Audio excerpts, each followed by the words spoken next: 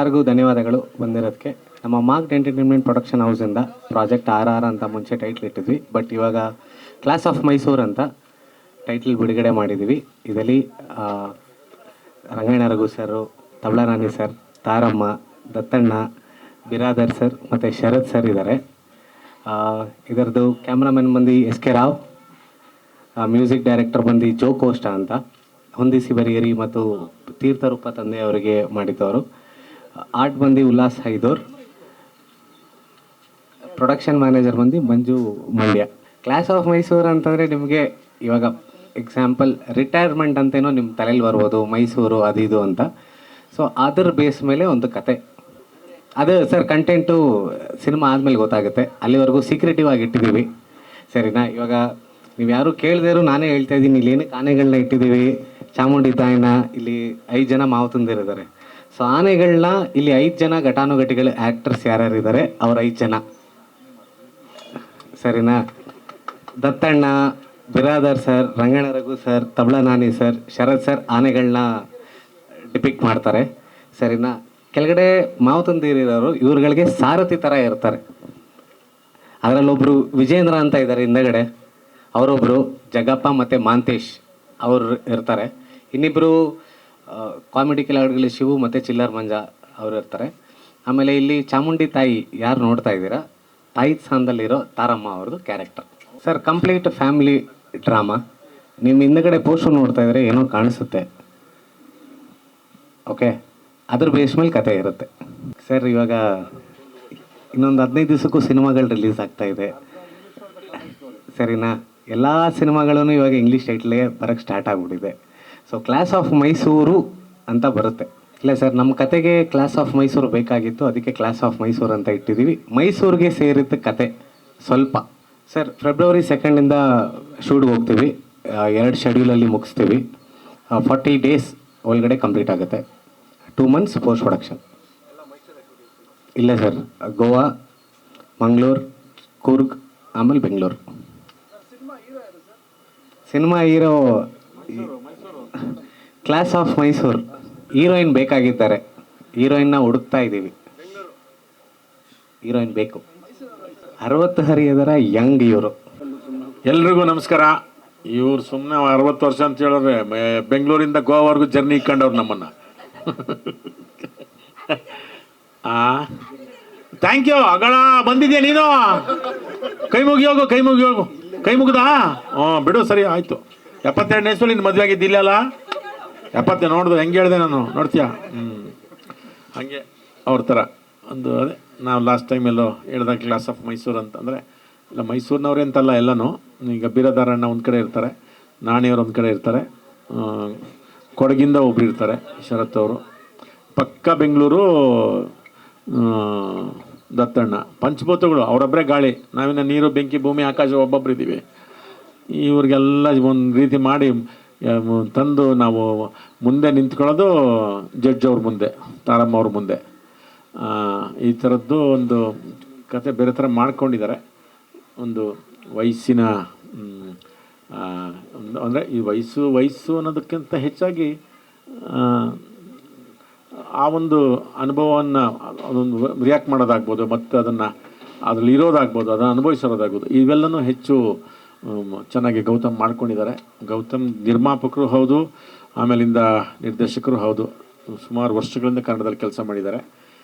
ಈಗ ಮಾಡಿದ ತಕ್ಷಣ ನಾವು ಭಾಳ ಖುಷಿ ಆಯಿತು. ಯಾಕೆಂದರೆ ನಿಮ್ಗೆ ಗೊತ್ತು, ಅಂದರೆ ಇದಲ್ಲದ ಒಂದು ಪ್ರಾಯವಲ್ಲದ ಒಂದು ಕತೆಗಳನ್ನು ಯಾರೇ ಮಾಡ್ಕೊಂಬಂದ್ರೆ ಅದು ನಮಗೊಂದು ಖುಷಿ ಆಗುತ್ತೆ. ಅದು ನಾವು ಮಾಡ್ತಿದ್ದೀವಿ ಅಂತಲ್ಲ, ಕತೆ ಬರೀ ಆ ಏಜಲ್ಲೇ ಇರಲ್ಲ. 25-30 ವರ್ಷ ಆ್ಯಕ್ಚುಲಿ ಅಲ್ಲಿ ಜೀವನನೇ ಶುರುವಾಗಿರಲ್ಲಪ್ಪ. ಆವಾಗ ದಿ ಎಂಡ್ ಅಂತ ತೋರಿಸ್ಬಿಡ್ತಾರೆ ಲವ್ ಮಾಡಿದ ತಕ್ಷಣವೇ. ಆ್ಯಕ್ಚುಲಿ ಶುರುವಾಗೋದೇ ಅವಾಗಲ್ವಾ? ಆ ಥರದ ಕತೆಗಳು ಮಾಡ್ಕೊಂಬಂದಾಗ ಎಲ್ಲೋ ನಮ್ಗೆ ಒಂಥರ ಖುಷಿ ಆಯಿತು. Gautam wish all the best, ಒಳ್ಳೆಯದಾಗಲಿ ನಿಮಗೆ. ನಿಮ್ಮ ಈ ಜರ್ನಿ ಮತ್ತು ಈ ನಿರ್ಮಾಣ ಮತ್ತು ನಿರ್ದೇಶನ ಎರಡು ಹೀಗೆ ಸದಾ ಮುಂದುವರಿತಿರಲಿ.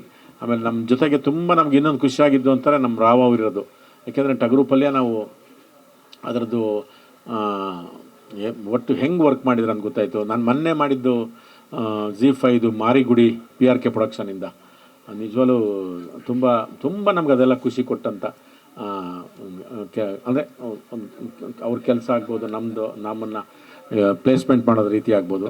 ಈ ಒಂದು ಜೊತೆಗೆ ಅವರು ನಮಗೆ ಯಾರು ಸೇರಿಕೊಂಡಿರೋದಾರೆ ಅವರೇ ಥ್ಯಾಂಕ್ ಯು. ಇನ್ನು ಅದು ಬಿಟ್ಟರೆ ನಿಮ್ಮ ಸಹಾನುಭೂತಿ, ನಿಮ್ಮ ಪ್ರೋತ್ಸಾಹ. ಹೌದು, ತುಂಬ ರೈತರು ಒಂದು ಕಾಲಕ್ಕೆ ಹೆಂಗೆ ಸಂಕಷ್ಟದಲ್ಲಿದ್ದರು, ಅದಕ್ಕಿಂತ ಡಬ್ಬ ಥರ ಇದ್ದೀವಿ ಸಿನಿಮಾ ಇಂಡಸ್ಟ್ರಿ.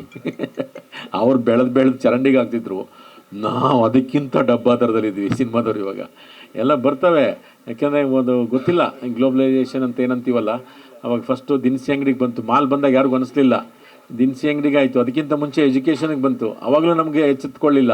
ಆಮೇಲೆ ದಿನಸಿ ಅಂಗಡಿಗೆ ಬಂತು, ಆಮೇಲೆ ಈ ಕಲ್ಚರ್ಗೆ ಬಂದಿದೆ, ನೆಕ್ಸ್ಟ್ ಪಾಲಿಟಿಕ್ಸ್ಗೆ ಬರುತ್ತೆ. ಪೊಲಿಟಿಕಲ್ಗೂ ಇದೇ ಪ್ರಾಬ್ಲಮ್ ಆಗುತ್ತೆ, ಎಲ್ಲೆಲ್ಲಿಂದ ಬಂದು ಕೂತ್ಕೋತಾರೆ, ಅವರೇ ಬೆಸ್ಟು ಅಂದ್ಕೊಂಡು ಆ ಥರದ ಸ್ಥಿತಿ ಬರುತ್ತೆ. ಯಾಕೆಂದರೆ ನಾವು ಎಚ್ಚೆತ್ತುಕೊಂಡು ಏನೂ ಮಾಡೋಕ್ಕಾಗಲ್ಲ. ಈಗೆಲ್ಲ ನಿಮಗೆ ನಾವು ಯೂಟ್ಯೂಬ್ ನೋಡಿದಾರಲ್ಲ, ಒಂದು ನಿಮಿಷಕ್ಕೆಲ್ಲ ಏನೋ ಮಾಡಿಬಿಡ್ತಾರೆ, ಇನ್ನು 2.5 ಗಂಟೆ ಸಸ್ಟೈನ್ ಆಗೋದು ಗೊತ್ತಿಲ್ಲ. ಚೆನ್ನಾಗಿ ರೂಢಿ ಆಗ್ಬಿಟ್ಟಿದ್ದಾರೆ ಕರೋನಾ ಟೈಮಲ್ಲಿ 2 ವರ್ಷದಲ್ಲಿ. ಅವ್ರಿಗೆ ಒಂದೊಂದು ನಿಮಿಷಕ್ಕೂ ಏನೋ ಒಂದು ಚೇಂಜ್ ಬೇಕು ಅವ್ರಿಗೆ. ಆ ಥರದ್ದೊಂದು ಮನಸ್ಥಿತಿ ಎಲ್ಲ ಪ್ರೇಕ್ಷಕರಲ್ಲೂ ಅಂದರೆ ನೋಡುಗ ವರ್ಗ. ಈಗ ಮನೆಯಲ್ಲೂ ಕ್ಯಾಮ್ರಾಮನ್ ಇದ್ದಾರೆ, ಮನೆಯಲ್ಲೂ ಆರ್ಟಿಸ್ಟ್ ಇದ್ದಾರೆ, ಎಲ್ಲ ಅವರೇ ಆ್ಯಕ್ಟ್ ಮಾಡ್ತಾರೆ, ಅವರೇ ಇದು ಮಾಡ್ತಾರೆ, ಅವರೇ ನೋಡ್ಕೊತಿರ್ತಾರೆ, ಮತ್ತೇನೋ ಮಾಡ್ತಾರೆ. ಆ ಥರದ್ದೇನೋ ಒಂದು ಬಂದು ಹೋಗುತ್ತೆ. ಅದಕ್ಕೆ ತನ್ನದೇ ಆದಂಥ ಟೈಮ್ ಬೇಕು. ಮತ್ತು ನಿಮ್ಮೆಲ್ಲರ ಪ್ರೋತ್ಸಾಹ, ಸಹಾನುಭೂತಿ, ಆಶೀರ್ವಾದ ಎಲ್ಲರ ಮೇಲೂ ಇರಲಿ. ನಮಸ್ತೆ. ಜೈ ಬಂಡಿ ಮಕ್ಕಳಮ್ಮ. ತಾಯಿ. ಮೂಗಾದರೆ ಇನ್ನೇನು ಮಾತಾಡೋಕ್ಕಾಗುತ್ತೆ ನಾನು, ಅದಕ್ಕೆ ಏನು ಎಲ್ರಿಗೂ ನಮಸ್ಕಾರ. ಕಥೆಯ ಹಿನ್ನೆಲೆ ಅದರ ತಿರುಳು ಎಲ್ಲ ಈಗಾಗಲೇ ನಿಮಗೆ ಗೊತ್ತಾಗಿದೆ. ನಮ್ಮದು ಇಲ್ಲಿ ಜೊತೆಲಿಂದು ನಮ್ಮದು ಮರಿಯಾನೆ ಪುಟ್ಟ ಪಾತ್ರ ಮೈಸೂರು ಹೆಸರಿಟ್ಟಿದ್ದಾರೆ, ತುಂಬ ಖುಷಿ ಆಗುತ್ತೆ. ಇನ್ನು ಮಿಕ್ಕಿದೆಲ್ಲ ವಿಷಯ ಗೊತ್ತಿದೆ. ಎಲ್ಲ ಪಾತ್ರಧಾರಿಗಳು ನಾವು ವಯಸ್ಸಾದ ಮೇಲೆ ಯಾರು ಸುಖವಾಗಿರ್ತಾರೆ ಅವರು ಪುಣ್ಯವಂತರಂತೆ, ಎಲ್ಲೋ ಕೇಳಿದ್ದೀವಿ ನಾವು ಇದನ್ನು. ವಯಸ್ಸಿದ್ದಾಗ ಎಲ್ಲ ನಾವೇ ಮಾಡ್ಕೊಂಡ್ಬಿಡ್ತೀವಲ್ಲ, ನೀರು ತಗೊಳ್ಳೋದು, ಹೋಗೋದು, ಬರೋದು ಎಲ್ಲ. ಆದಮೇಲೆ ಇದೆಯಲ್ಲ, ಅದು ಹೆಂಗಿರುತ್ತೆ ಅದನ್ನು ಗೌತಮ್ ಸರ್ ಕನಸ್ಕೊಂಡಿದ್ದಾರೆ. ಸರಿ, ರಾವ್ ಸರು ಸೇರ್ಪಡೆ, ನಾವು ಸೇರ್ಪಡೆ ಅವರಿಗೆ ಫಸ್ಟ್ ಟೈಮ್ ಅವ್ರ ಜೊತೆಲಿ ವರ್ಕ್ ಮಾಡ್ತಾಯಿದ್ದೀವಿ. ತಾರಮ್ಮ ಇದ್ದಾರೆ, ಆಮೇಲೆ ನಮ್ಮ ದತ್ತಣ್ಣ ಸರ್ ನಮ್ಮ ಲೀಡ್ರು, ಬಿರಾದರ್ ಸರು ಮಠಾಯಿಂದನೂ ನಾವು ಜೊತೆಲಿದ್ದೀವಿ. ಹೌದೌದು ಶರತ್ ಸಾರು, ನಾನು, ರಗಣ, ನಾವೆಲ್ಲ ಗೋಧೂಳಿ ಸೀರಿಯಲಿಂದ ಬಂದಿದ್ದ ಟೀಮ್. ಅದು ಅವತ್ತಿಂದನೂ ದೇವರಿಗೆ ಇಟ್ಟಿದ್ದಾರೆ. ಚೆನ್ನಾಗಿದೆ, ಕತೆ ಚೆನ್ನಾಗಿ ಮಾಡ್ಕೊಂಡಿದ್ದಾರೆ. ಗೌತಮ್ ಸರ್ ಅವರು ನಿರ್ಮಾಪಕರು ಮತ್ತು ನಿರ್ದೇಶಕರಾಗಿ ಪಾದಾರ್ಪಣೆ ಮಾಡ್ತಿರೋದ್ರಿಂದ ಅವರಿಗೆ ಒಳ್ಳೇದಾಗಲಿ. ಬಂಡಿ ಮಾಂಕಳಮ್ಮ ಎಲ್ರಿಗೂ ಒಳ್ಳೇದು ಮಾಡಲಿ. ನಿಮ್ಮೆಲ್ಲರ ಆಶೀರ್ವಾದ ನಮ್ಮ ಮೇಲಿರಲಿ. ನಮಸ್ಕಾರ.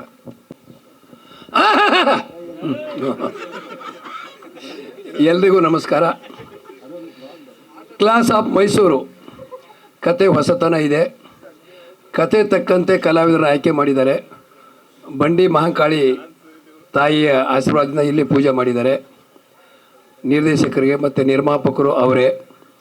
ಎಲ್ರಿಗೂ ಒಳ್ಳೆಯದಾಗಲಿ, ಕ್ಲಾಸ್ ಆಫ್ ಮೈಸೂರಿಗೂ ಒಳ್ಳೆಯದಾಗಲಿ ಅಂತೇಳಿ ನಾನು ಭಗವಂತನಲ್ಲಿ ಪ್ರಾರ್ಥನೆ ಮಾಡ್ತೀನಿ. ಜೈ ಹಿಂದ್, ಜೈ ಕರ್ನಾಟಕ. ಮಾಡ್ತೀನಿ. ಕ್ಲಾಸ್ ಆಫ್ ಮೈಸೂರು ಭಾಳ ಕ್ಲಾಸಿಕ್ ಆಗಿರುವಂಥ ಒಂದು ಹಿನ್ನೆಲೆ ಇರುವಂಥ ಒಂದು ಕತೆ ಮಾಡ್ಕೊಂಡಿದ್ದಾರೆ.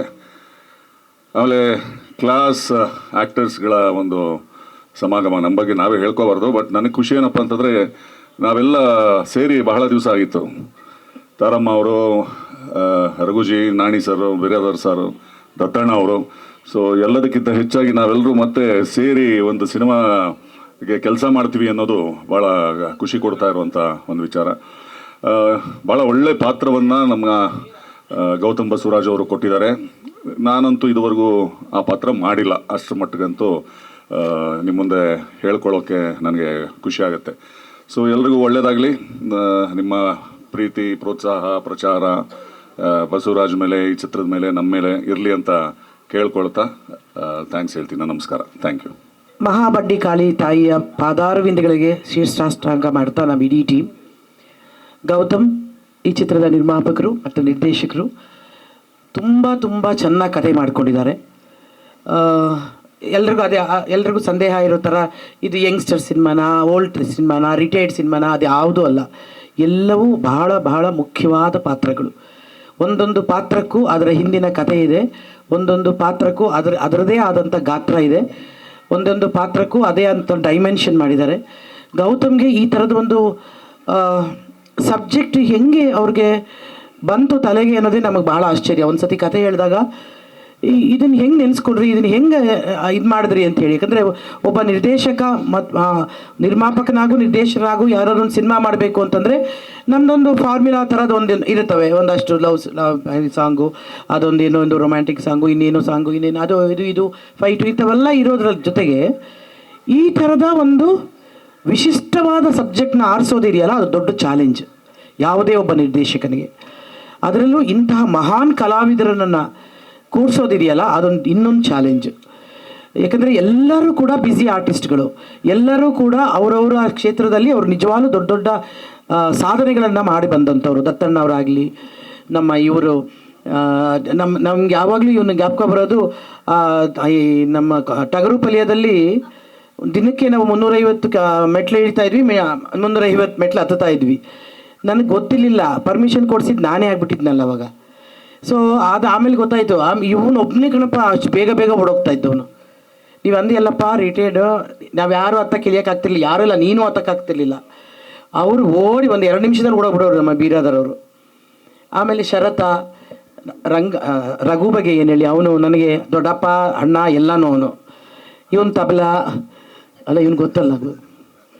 ಸೊ ಎಲ್ಲರೂ, ಆಮೇಲೆ ಈ ಎಲ್ಲರನ್ನು ಕೂಡ ಹಾಕೋದಿದೆಯಲ್ಲ ದೊಡ್ಡ ಚಾಲೆಂಜ್. ಅದು ಹಿಂಗೆ ಗೌತಮ್ ಸಾಧನೆ ಮಾಡಿದ್ರು. ಇನ್ನೊಂದು, ಸೃಷ್ಟಿಗೂ ತಾಯಿನೇ ಕಾರಣ ಆಗ್ತಾಳೆ, ಅದ್ರಿಗೆ ಮಕ್ಕಳಿಗೆ ಅರ್ಥ ಕೊಡೋದ್ರಲ್ಲೂ ತಾಯಿಯೇ ಕಾರಣ ಆಗಿರ್ತಾಳೆ, ಜೀವನವನ್ನು ನಡೆಸೋದಕ್ಕೂ ಕೂಡ ತಾಯಿಯೇ ಕಾರಣ ಆಗಿರ್ತಾಳೆ, ಜೀವನವನ್ನು ಸರಿದಾರಿಗೆ ತರೋದು ಕೂಡ ತಾಯಿಯೇ ಕಾರಣ ಆಗಿರ್ತಾರೆ. ಕೆಲವು ಸತಿ ತಪ್ಪು ದಾರಿ ತರೆಯೋಕ್ಕೂ ಕೂಡ ಹೆಣ್ಮಕ್ಳು ಸ್ವಲ್ಪ ಕಾರಣ ಆಗಿರ್ತಾರೆ. ಆದರೆ ಮತ್ತೆ ತರೋದು ತಾಯಿ ಅಂತಂದಾಗ ಒಂದು ಇಡೀ ಚಿತ್ರವನ್ನು ಸಂಪೂರ್ಣವಾಗಿ ಬಂದು ಒಂದು ತಾಯಿಯ ಮಡಲಲ್ಲಿ ಅರ್ಪಿಸೋದಿದೆಯಲ್ಲ, ಅದು ನಿಜವಾಗ್ಲೂ ಎಂಥ ಒಳ್ಳೆಯ ಥಾಟ್. ಅದು ತುಂಬ ತುಂಬ ಥ್ಯಾಂಕ್ಸ್ ಗೌತಮ್, ನನ್ನನ್ನು ಆರಿಸಿದ್ದಕ್ಕಾಗಿ ಈ ಪಾತ್ರಕ್ಕೆ, ಮತ್ತು ಇಷ್ಟು ಜನರ ಮಹಿಳೆಯರ ಜೊತೆ ಪಾತ್ರ ಮಾಡಿದ್ದಕ್ಕಾಗಿ. ರಾವ್ ಎದ್ದೋಳು ಒಂಚೂರು, ನಮ್ಮ ಕ್ಯಾಮ್ರಾಮನ್,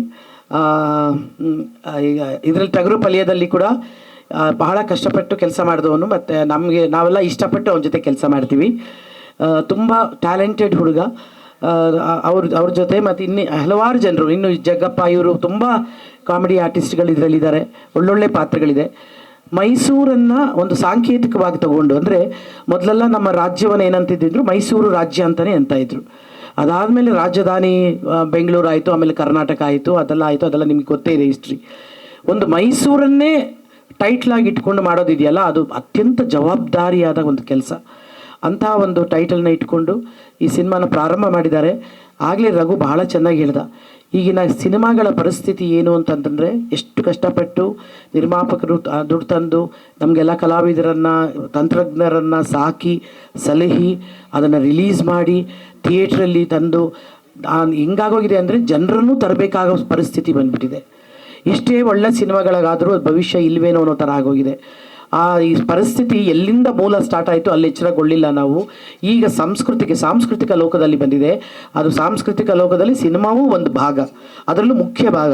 ಸಿನಿಮಾದಲ್ಲಿ ಒಂದೇ ಕ್ಷೇತ್ರದಲ್ಲಿ ನಮಗೆ ಹಾಡು, ಕಲೆ, ಸಂಗೀತ, ನೃತ್ಯ ಎಲ್ಲವನ್ನು ಸಮಗ್ರವಾದ ಕಲೆ ಯಾವುದಾದ್ರೂ ಒಂದಿದ್ದರೆ, ಅಥವಾ ವಿದ್ಯೆಯೂ ಬಲ್ಲದವನು ಅರ್ಥ ಮಾಡಿಕೊಳ್ಳುವಂಥ ಒಂದು ಕಲೆ ಏನಾದರೂ ಇದ್ದರೆ ಅದು ಸಿನಿಮಾ. ಆ ಸಿನಿಮಾ ಸಂಸ್ಕೃತಿಯನ್ನು ಎಲ್ಲಾದರೂ ಒಂದು ಪ್ರದೇಶವನ್ನು ಹಾಳು ಮಾಡಬೇಕು ಅಂದರೆ ಅಲ್ಲಿನ ಸಂಸ್ಕೃತಿಯನ್ನು ಹಾಳು ಮಾಡಿ ಅಂತಾರೆ. ಆ ಮಟ್ಟಕ್ಕೆ ನಾವು ಬಂದು ತಲುಪಿದ್ದೀವಿ. ಇದು ಬಹಳ ಎಚ್ಚರಿಕೆಯ ಗಂಟೆ. ಇಡೀ ದೇಶಕ್ಕಲ್ಲ, ನಮ್ಮ ರಾಜ್ಯಕ್ಕಲ್ಲ, ನಮ್ಮ ಪ್ರದೇಶಕ್ಕಲ್ಲ, ಎಲ್ಲದೂ ಭಾಷೆಯಿಂದ ಹಿಡಿದು ನಾವು ಈಗ ಎಚ್ಚರಗೊಳ್ಳದೇ ಇದ್ದರೆ ನಾವು ಎಲ್ಲಿಗೆ ಹೋಗ್ತೀವಿ ಅಂತ ನಮಗೆಲ್ಲರಿಗೂ ಅದೊಂದು ಅರಿವು ಇರಬೇಕು. ಆ ಅರಿವನ್ನು ಜಾಗೃತಿ ಮೂಡಿಸೋದು ನಿಮ್ಮ ಜವಾಬ್ದಾರಿ. ನೀವುಗಳು ಜನರ ಮುಂದೆ ಇಡುವಂಥ ಜವಾಬ್ದಾರಿ ನಿಮ್ಮದು. ಆ ಜವಾಬ್ದಾರಿನ ನೀವು ಖಂಡಿತವಾಗ್ಲೂ ನಡೆಸ್ತೀರಿ. ಎಲ್ಲರೂ, ನಾನು ಸಿನಿಮಾಗೆ ಮಾತ್ರ ಸಪೋರ್ಟ್ ಅಂತಲ್ಲ, ಇಡೀ ನಮ್ಮ ಭಾಷೆ, ಕಲೆ, ಸಂಸ್ಕೃತಿ ಎಲ್ಲದಕ್ಕೂ ಸೇರಿ ಒಂದು ಸಪೋರ್ಟ್ ಇದ್ದರೆ, ನಮ್ಮ ಜೊತೆ ಒಂದು ಬಲ ಇದ್ದರೆ, ಅದು ನಿಜವಾಗ್ಲೂ ಎಲ್ಲದರಲ್ಲೂ ಗೆಲ್ತೇವೆ ನಾವು. ಭಾರತವನ್ನು ಅಲ್ಲಾಡಿಸೋದಕ್ಕೆ ಯಾರಿಂದನೂ ಸಾಧ್ಯ ಇಲ್ಲ ಅಂತ ಗೊತ್ತಿದ್ರೂ ಕೂಡ ಈ ರೀತಿ ಚಿಕ್ಕ ನಾಶ ಮಾಡ್ತಾ ಹೋದರೆ ನಾಳೆ ದೊಡ್ಡ ವಿನಾಶಕ್ಕೆ ನಾವು ಕಾರಣ ಆಗ್ತೀವಿ, ನಮ್ಮೆಲ್ಲರೂ ಸೇರಿ. ಆ ಮಾತನ್ನು ಬಹಳ ಚೆನ್ನಾಗಿ ರಘು ಹೇಳ್ದ. ಈ ಜವಾಬ್ದಾರಿಯುತವಾಗಿ ನಾವು ತಗೊಳ್ಳೋಣ. ಮತ್ತೊಮ್ಮೆ ಮಗದೊಮ್ಮೆ ಈ ಸಂಸ್ಥೆಗೆ ಈ ಚಿತ್ರ ತುಂಬ ದೊಡ್ಡ ಯಶಸ್ಸು ಕಾಣಲಿ. ಈ ಚಿತ್ರ ಒಂದು ಮಾರ್ಕ್ ಕೊಡುವಂಥ ಸಿನಿಮಾ ಆಗಲಿ. ಈ ಚಿತ್ರದಿಂದ ಒಬ್ಬ ಜ್ಞಾನೋದಯ ಆಗುವಂಥ ಚಿತ್ರ ಆಗಲಿ. ಈ ಚಿತ್ರದಿಂದ ಎಲ್ಲರೂ ನಮ್ಮವರು, ಎಲ್ಲರೂ ನಮ್ಮವರು ಅನ್ನೋ ಭಾವನೆ ಹುಟ್ಟಲಿ ಅಂತ ನಾನು ಕೇಳ್ಕೊಳ್ತೀನಿ. ನಮಸ್ಕಾರ. ತಾರಾ ಅವರು ಇಷ್ಟು ವ್ಯಾಪಕವಾಗಿ ಎಲ್ಲ ವಿಷಯಗಳನ್ನು ಹೇಳಬೇಕಾದಷ್ಟನ್ನು ಹೇಳಿದ್ದಾರೆ. ಅದರ ಮುಂದೆ ನಾನೇನು ಹೇಳಬೇಕಾಗಿಲ್ಲ. ಒಂದು ಒಳ್ಳೆಯ ಚಿತ್ರಕ್ಕೆ ನಾಂದಿ ಹಾಡಿದ್ದಾರೆ. ಅದು ಸುಸೂತ್ರವಾಗಿ ನಡೀಲಿ, ಚೆನ್ನಾಗಿ ಮುಂದುವರಿಯಲಿ, ಜನ ಅದನ್ನು ನೋಡಿ ಸಂತೋಷ ಪಡಲಿ ಅಂತ ಹಾರೈಸ್ತೀನಿ. ಸರ್, ನಾನು ಹೈದರಾಬಾದಲ್ಲಿ ಕೆಲಸ ಮಾಡ್ತಿದ್ದೆ. Line producer, executive producer, production manager ಆಗಿ 8 ಇಯರ್ಸ್ ಅಲ್ಲಿ ವರ್ಕ್ ಮಾಡಿದ್ದೀನಿ. ಆಮೇಲೆ 2022 ಬ್ಯಾಂಗ್ಳೂರಿಗೆ ಬಂದು ಪ್ರೊಡಕ್ಷನ್ ಹೌಸ್ ಸ್ಟಾರ್ಟ್ ಮಾಡಿ ಪ್ರೊಡ್ಯೂಸರ್ ಆಗಿ ಡೈರೆಕ್ಟರ್ ಆಗಿರೋದು ಸರ್. ಇದು ನನ್ನ ಬ್ಯಾಕ್ಗ್ರೌಂಡ್. ಹೈದರಾಬಾದ್ಗೆ ಹೋಗಿಂದ ಮುಂಚೆ ಇಲ್ಲಿ 3-4 ವರ್ಷ ಕೆಲಸ ಮಾಡಿದ್ದೀನಿ ಅಸಿಸ್ಟೆಂಟ್ ಡೈರೆಕ್ಟರ್ ಆಗಿ. 2015 ನನ್ನ ಸಿನಿಮಾ ಜರ್ನಿ ಸ್ಟಾರ್ಟ್ ಆಗಿತ್ತು. ನನ್ನ ಮೊದಲನೇ picture Yathabhava, writer, producer, director. ಅದರಲ್ಲಿ ದತ್ತಣ್ಣ ಜಡ್ಜ್ ಆಗಿದ್ರು. ಇನ್ನೆಲ್ಲ ಇವಾಗ first time. And this is ಇನ್ನೊಂದೇನಂತಂದರೆ ಒಂದು ಡ್ರೀಮ್ ಕಮ್ ಟ್ರೂ. ಎಲ್ಲ ಸೀನಿಯರ್ ಆರ್ಟಿಸ್ಟ್ಗಳನ್ನೂ ಒಟ್ಟಿಗೆ ಸೇರಿಸಿ ಒಂದು ಸಿನಿಮಾ ಮಾಡೋದು. ನಮ್ಮ ಪ್ರಯತ್ನ 100% ಎಲ್ಲರಿಗೂ ಏನಿದೆ ಅದನ್ನು ತಲುಪಿಸೋದಕ್ಕೆ ಟ್ರೈ ಮಾಡಿದ್ದೀವಿ. ಯಾಕಂದರೆ 40 ದಿವಸ, 10 ದಿವಸ 15 ದಿವಸ ಥರ ಇಲ್ಲ, 40 ದಿವಸನೂ ಇಲ್ಲಿ ಯಾರನ್ನ ನೋಡ್ತಾ ಇರೋರೆಲ್ಲ ಇರ್ತಾರೆ, ಎಲ್ಲ ಫ್ರೇಮಲ್ಲೂ ಇರ್ತಾರೆ. 2 ಇಯರ್ಸ್ ಬ್ಯಾಕ್ ಹೇಳಿದ್ದು ನಾನು ಇದು ಕತೆ. ಆ್ಯಕ್ಚುಲಿ ರಂಗಣ್ಣ ರಘು ಸರ್ಗೆ, ದತ್ತಣ್ಣ ಸರ್ಗೆ ನನ್ನ ಸಿನಿಮಾ ರಿಲೀಸ್ ದಿವಸ ಹೇಳಿದ್ದೆ. ಅವ್ರು ಅವತ್ತೇ ಕಾಲ್ ಶೀಟ್ ಕೊಟ್ಟಿದ್ರು. ನಾನು ಇವತ್ತವರೆಗೂ ಅಡ್ವಾನ್ಸ್ ಕೊಟ್ಟಿಲ್ಲ ಅವ್ರಿಗೆ, ಮಾಡೋಣ ಅಂತ. ತಬ್ಲನಾನಿ ಸರ್ಗೂ ನಾನು 1.5 ಇಯರ್ಸ್ ಬ್ಯಾಕ್ ಹೇಳಿದ್ದೆ. ಬಿರಾದರ್ ಸರ್ಗೂ, ಶರತ್ ಸರ್ಗೆ ನಾನು ಸಿಗೋಕ್ಕಾಗಿರಲಿಲ್ಲ, ಯಾಕಂದ್ರೆ ಅವರು ಹೈದರಾಬಾದಲ್ಲಿ ಶೂಟಲ್ಲಿ ಬ್ಯುಸಿ ಆಗಿದ್ರು ಅಂತ ಇವಾಗ ಲೇಟಾಗಿ ಹೇಳಿದ್ದೆ ನಾನು ಅಷ್ಟೇ. ನಮ್ಮ ಕಾಸ್ಟ್ಯೂಮ್ ಡಿಸೈನರ್ ಶಾಶ್ವತಿ, ಬರ್ಫಿ, ಪಬ್ಬಾರ್ ಮಾಡಿದ್ದಾರೆ. ಓಕೆ, ನಮ್ಮ ಮಂಡ್ಯ ಮಂಜು ನಿಮಗೆಲ್ಲ ಗೊತ್ತಿರ್ಬೋದು, ಈ ಸಿನಿಮಾದಿಂದ ಎಕ್ಸಿಕ್ಯೂಟಿವ್ ಪ್ರೊಡ್ಯೂಸರ್ ಆಗಿರ್ತಾರೆ. ನೆಕ್ಸ್ಟ್ ಜೋ ಕೋಸ್ಟಾ, ಹೊಂದಿಸಿ ಬರೆಯಿರಿ ಮತ್ತು ತೀರ್ಥರೂಪ ತಂದೆಯವರಿಗೆ ನೀಕ್ದು ಮ್ಯೂಸಿಕ್ ಡೈರೆಕ್ಟರ್. SK ರಾವ್, ಟಗರುಪಲ್ಯ, ಮಾರಿಗುಡಿ. ಆಮೇಲೆ ವಿಜೇಂದ್ರ ಅಂತ ಅವರು ಆ್ಯಕ್ಟರು ಇದರೊಳಗೆ, ಇವ್ರಗಳ ಜೊತೆ ಇರ್ತಾರೆ. ಅವರು ಪೂರ್ತಿ 40 ದಿವಸನೂ ಇವ್ರ ಜೊತೆನೇ ಇರ್ತಾರೆ ಸಿನಿಮಾದಲ್ಲಿ. ಹೊಸ ಪರಿಚಯ, ಮೈಸೂರವರು. ಮಾಸ್ತಿ ಸರ್ ಡೈಲಾಗ್ಸ್ ಬರೀತಾ ಇದ್ದಾರೆ. ಎಡಿಟರ್ ಫೈನಲೈಸ್ ಆಗಿಲ್ಲ, ಹೇಳ್ತೀವಿ. ನಮಗೆ 2 ಹೀರೋಯಿನ್ ಬೇಕಾಗಿದ್ದಾರೆ, ಹುಡುಕ್ತಾ ಇದ್ದೀವಿ, ಟೈಮ್ ಇದೆ ಅಂತ. ಲಿರಿಕ್ಸ್ ಬಂದು ನಾಗಾರ್ಜುನ್ ಶರ್ಮಾ ಅವರು. ಕಂಪ್ಲೀಟ್ ಪೂರ್ತಿ 5 ಹಾಡು ಇರುತ್ತೆ ಸಿನಿಮಾದಲ್ಲಿ. ಹೀರೋ ಸರ್, ಎಲ್ಲರೂ ಹೀರೋ ಸರ್. 9 ಜನ ಇದ್ದಾರೆ ಆ್ಯಕ್ಚುಲಿ, ಬಂದಿಲ್ಲ. ಜಗ್ಗಪ್ಪ, ಮಾಂತೇಶು ಅವ್ರು ಯಾರೂ ಬಂದಿಲ್ಲ. ನಾಣಿ ಸರ್ ಬ್ಯಾಚುಲರ್ ಸಿನಿಮಾದಲ್ಲಿ. ನಾಯಕಿರ ಕ್ಯಾರೆಕ್ಟರ್ ಒಂದು 35 ವರ್ಷದ್ದು ತಬಲಾ ನಾನಿ ಲವ್ ಇಂಟ್ರೆಸ್ಟ್, ಅಷ್ಟನ್ನು ಹೇಳ್ಬೋದು ನಾನು. ಓಕೆ, ಇನ್ನೊಂದು ಮಗಳ ಸಮಾನ. ಇಲ್ಲಿರೋರೆಲ್ಲರಿಗೂ ನನ್ನನ್ನು ಸೇರಿಸಿ ನಮ್ಮ ದತ್ತಣ್ಣನ ಡೈಲಾಗ್, ದೃಷ್ಟಿಗಳನ್ನ ಚೇಂಜ್ ಮಾಡಿಕೊಂಡ್ರೆ ಉತ್ತಮ, ಅವಳು ಮಗಳು ಸಮಾನ, ನನ್ನನ್ನು ಸೇರಿಸಿ ಅಂತ ಹೇಳ್ತಾರೆ. ಸೊ ಆ ಥರ ಒಂದು ಮಗಳ ಕ್ಯಾರೆಕ್ಟರ್ 40 ಡೇಸ್ ತಿರ್ಗಾ. ಎಲ್ರಿಗೂ ಒಳ್ಳೇದಾಗಲಿ. ನಾನು ಡೈರೆಕ್ಟ್ರ್ ಜೊತೆ ತುಂಬ ಇಂಟ್ರ್ಯಾಕ್ಷನ್ ಕಮ್ಮಿ. ಒಂದು ಸತಿ ಕತೆ ಕಳಿಸಿದ್ರು, ಸೊ ಕತೆ ಓದ್ಬಿಟ್ಟು ಡೈರೆಕ್ಟಾಗಿ ಪೂಜೆಗೆ ಬರ್ತಾಯಿದ್ದೀನಿ. Thank you. ಮತ್ತು ಎಲ್ಲ ಲೆಜೆಂಡ್ಸ್ ಇದ್ದಾರೆ, ನಾವೇನು ಹಿಂದೆ ನಿಂತಿರ್ಬೇಕಷ್ಟೇ. 100% ಅವ್ರೇನು ಮಾರ್ಕಲ್ಲಿದ್ದರೆ ಸಾಕು, ಡೈಲಾಗ್ ಶೀಟೇ ಬೇಡ. ಆಗಲೇ ಒಂದು ಸಣ್ಣ ಕ್ಯೂ ಕೊಡ್ಬೋದು. ಡೈರೆಕ್ಟ್ರ್ ಹೇಳಿದ್ರು ಈ ಪಿಕ್ಚರಲ್ಲಿ ಇಷ್ಟು ಜನ ಹೀರೋಗಳಿದ್ದಾರೆ ಅಂತ. ಎಷ್ಟು ಜನ ಅಂತ ಹೇಳಿದ್ರು ಡೈರೆಕ್ಟ್ರು? 9. ಯಾರಪ್ಪ 9? ನೀನಾ? ಅಲ್ಲ, ನಂಬರು